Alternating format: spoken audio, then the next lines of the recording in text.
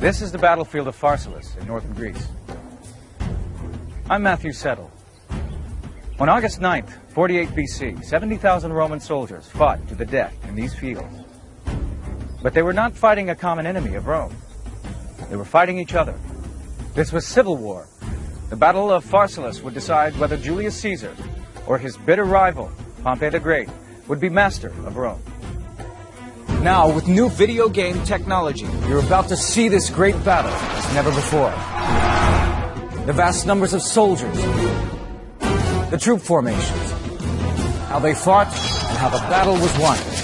You get to view the generals wished they'd had. Now, decisive battle.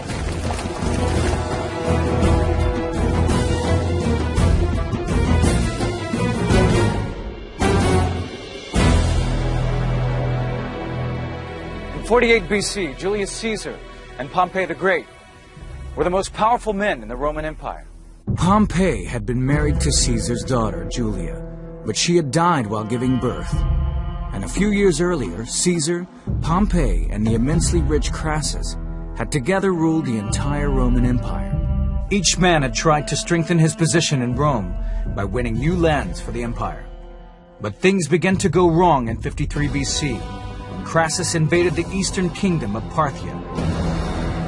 He wanted to be seen as the new Alexander the Great, but he never returned. The Parthians destroyed him.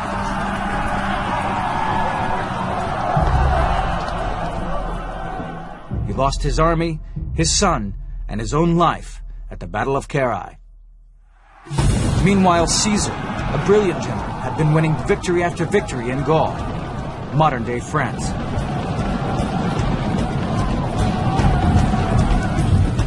He made a fortune by selling hundreds of thousands of prisoners into slavery.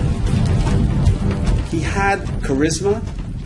He had the ability to make himself admired by men and loved by women. And he had a burning desire to expand his military reputation. Caesar is someone you either love or hate. Caesar attracts tremendous affection from his men. He has innovative policies, such as saying that he doesn't mind what his soldiers do when they're off duty, as long as they're good in battle. Caesar became rich from the spoils of war and wanted to return and govern Rome. But Pompey was already doing just that. He had been made a consul, one of two men elected each year to govern Rome. The 57-year-old general had also had an impressive military career.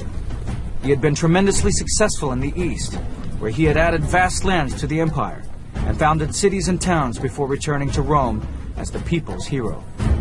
He had fought in Spain, he fought against Spartacus, but his most outstanding victories were in the East. He was sent off to clear the seas of piracy, and he did it in 3 months. And that was astonishing to Rome. So that he had, coming back to Rome at the end of the 60s, a reputation as Rome's greatest general. Pompey was the elder statesman, the military elder statesman of the Republic. Pompey was well aware of Caesar's ambition, but Caesar was far away in Gaul, and he didn't consider him an immediate threat. Also, Roman law forbade any general from entering Italy with his army. Pompey appeared to be holding all the cards, but he was still worried. Caesar's popularity was growing daily with tales of his extraordinary victories across Gaul. But then he declared he would rather be the first man in a village than the second man in Rome. He wanted to be elected consul, just like Pompey. He was hugely popular with the ordinary people of Rome, organizing feasts and entertainments. He spent freely. His gladiators fought in silver armor. He had it, and he flaunted it. And he was ruthless. When he was 22, Caesar was captured and held hostage by pirates. They released him when he paid a ransom, and Caesar immediately set off after the pirates.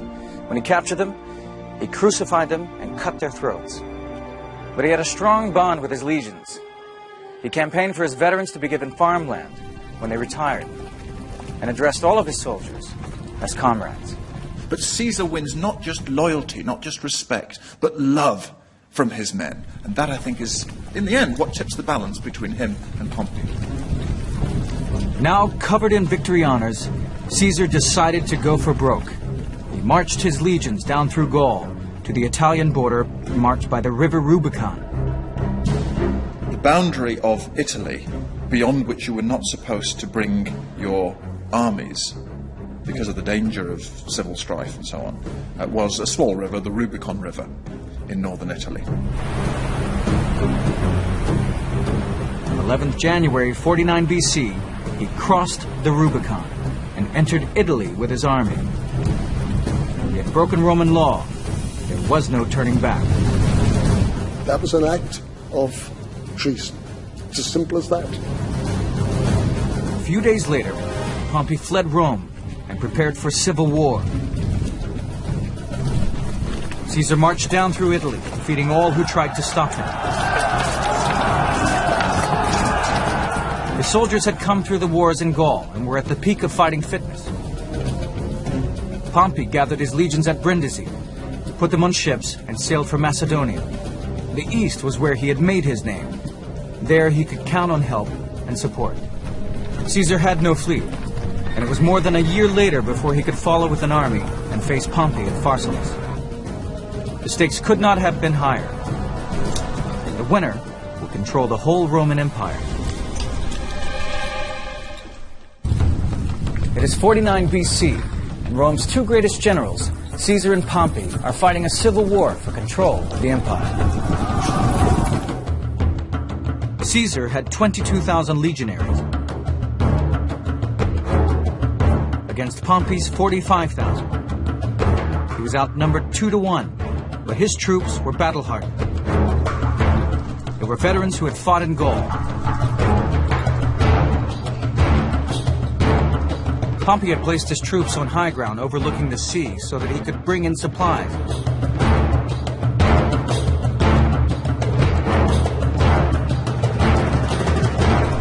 Caesar was constantly having to find ways of feeding his army. Most of the surrounding countryside was loyal to Pompey.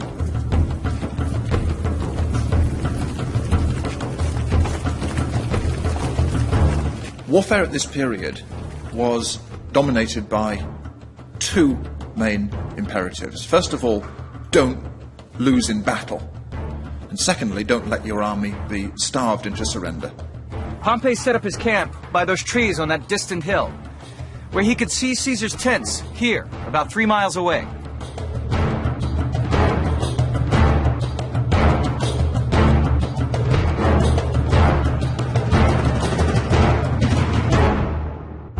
Pompey wanted to win, but he did not want to fight. He felt that Caesar's troops were tired, they were hungry, they were malnourished, that eventually he could win without a fixed battle. As one army broke camp, the other would follow and shadow it.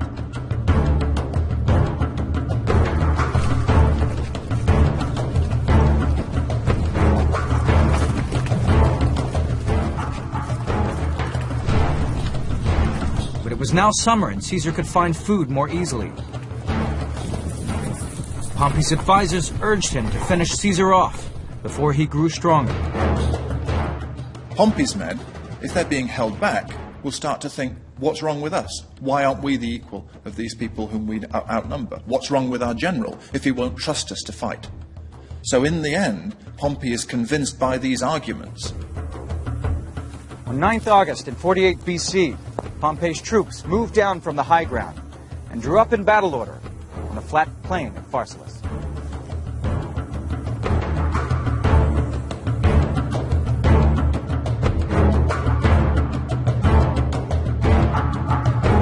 Both Caesar and Pompey had 11 legions. But Caesar's legions totaled only 22,000 men, supported by 1,000 cavalry.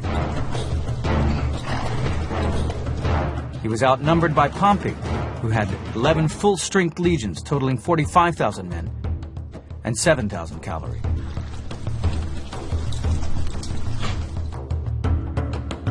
A Roman legion contained roughly 4,000 men.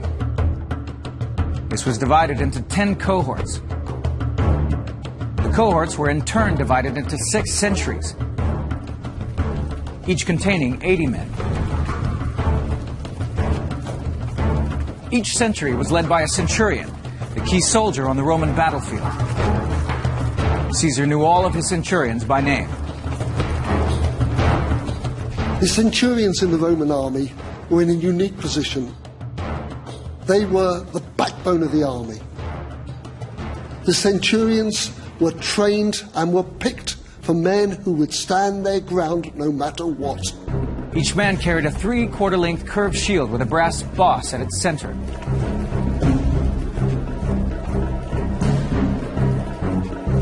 A pilum or spear, and the Roman stabbing sword, the gladius. Helmets with cheek pieces gave good protection. Roman legions were backed up by auxiliary troops. These were from tribes that had been conquered by Rome. They served for 25 years, and the reward, if they survived, was to be made a citizen of Rome. The auxiliaries included archers from Syria and cavalry recruited from tribes with a good tradition of horsemanship. There was great pride within the legions. This was the fighting machine which had made Rome a world power. But now, instead of battling against barbarians on the fringes of the empire, these soldiers would be fighting each other.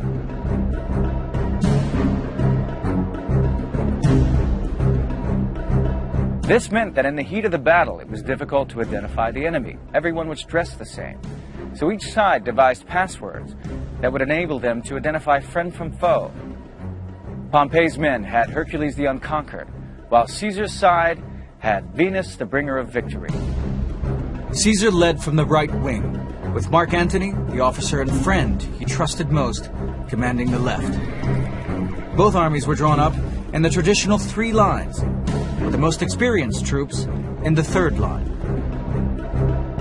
Pompey had 45,000 infantry to Caesar's 22,000. But his big advantage lay in his 7,000 cavalry, which outnumbered Caesar's 7-1. Caesar saw the threat from the enemy cavalry and removed a cohort from each legion to form a 4th line, which he placed behind his own cavalry as an extra line of defense. Pompey's troops made no attempt to advance, so Caesar ordered his legions forward.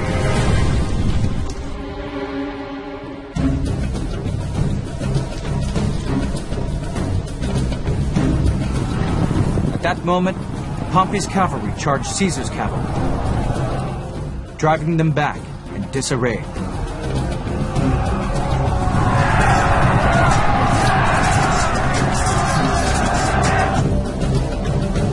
The battlefield was covered in whirling dust. Archers and slingers ran in behind the cavalry and began to pelt Caesar's flank. The stones and arrows rained in.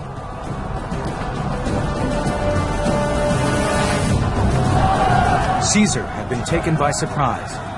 The Battle of Pharsalus was on, and the winner would rule the Roman Empire. It is 49 BC. Rome's 2 greatest generals, Caesar and Pompey, are fighting for supremacy. Caesar rallied his troops after the shock of the all-out cavalry charge. This was truly a civil war. Pompey's cavalry had been led by Caesar's old companion, Labienus.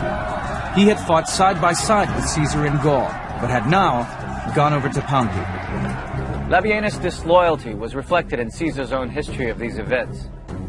Most nights, Caesar would dictate page after page to a scribe in his tent, or on the move as he traveled with his army. In Caesar's history of the war in Gaul, Labienus is a brave and loyal commander. But in the Civil War, he is portrayed as a savage and brutal opponent. But having broken through Caesar's line, Labienus was in trouble. He could not reform his cavalry, and the left wing of Pompey's army, which had followed his charge, was milling around in confusion. Caesar sent in his fourth line against the horses. He ordered them to hold their pila upright and jab at horses and riders like the spears in a phalanx. Caesar told them to leap up, not to throw their spears, but to take their spears and push them up at the faces of these horsemen. Ancient cavalry, indeed cavalry at most eras, don't do well against prepared heavy infantry. Pompeian cavalry were not expecting to run head-on into a well-disciplined line of Roman legionaries.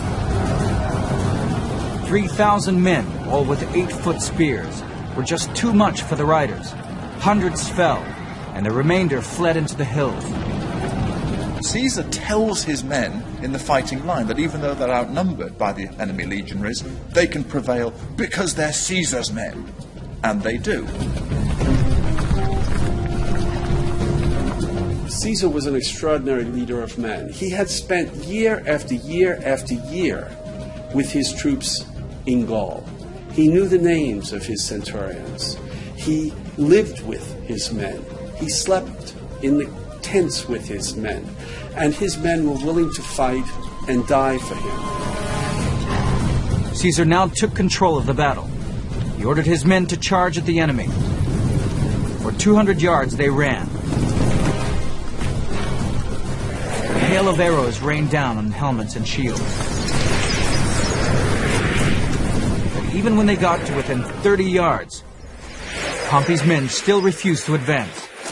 He told his troops not to charge.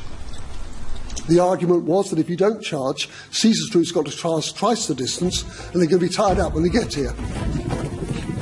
Caesar's centurions called a halt, gave their men a breather, and tidied up the ranks. But then they advanced through their pila.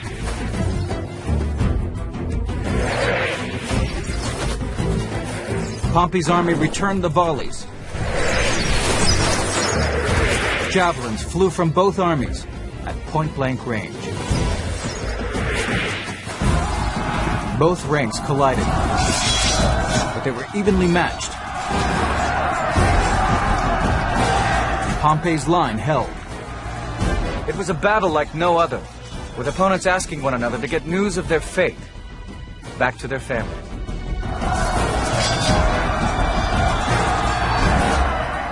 Caesar's fourth line could not make any headway against Pompey's weakened left wing.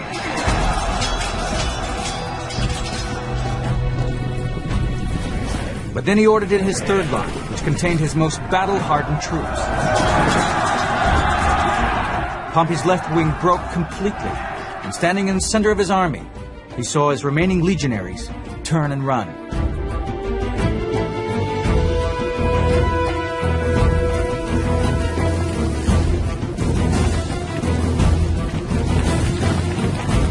Pompey lost the will to fight and fled in panic back to his camp. Caesar had won the day. What the civil war between them reveals is that Caesar is actually the better general, and that his success in Gaul had not been a flash in the pan. It was an instance of someone who has a tremendously flexible grasp of generalship and can inspire his men even more than Pompey did. In his own written accounts, Caesar claimed he killed 15,000 of Pompey's men, lost only 200 dead, and captured 9 of the coveted eagles. But this was, after all, history written by the winner. The Greek historian, Plutarch, calculated Pompey's casualties at 6,000. Pompey is described in most of the historical sources as being totally shattered by this and crazed almost by this defeat. He withdraws to his tent. He leaves his soldiers on the battlefield. He flees. Pompey and his wife fled to the coast of Greece and sailed to Egypt. Caesar pursued, but the two rivals would never meet again. One of Pompey's own centurions murdered him as he stepped ashore near Alexandria. Caesar arrived 3 days later and was given Pompey's head in a sack, but he refused to look at it and ordered that Pompey be buried with full honors. He wanted to heal the wounds of civil war and showed mercy to many of Pompey's lieutenants, including Marcus Brutus, whose mother had been Caesar's lover. Caesar wanted them to join him, and he sends tribunes in to tell the blokes, you know, you're Romans, we're Romans. Caesar would stay for a while in Egypt and had a child by the young queen, Cleopatra. The civil war was over. He now had supreme power in Rome. His victory marked the end of the old Roman Republic. After returning to Rome, he became dictator. He even had a month of the year named after him, Julius, July. From now on, the men who ruled Rome would be emperors with absolute power, claiming divine authority from the gods. 4 years later, in 44 BC, Caesar was stabbed to death by conspirators who feared he had amassed too much power. One of them was Marcus Brutus, whose life he had spared in Pharsalus. Bleeding from many wounds, Caesar fell dead at the feet of a statue, the statue of his greatest rival, Pompey the Great.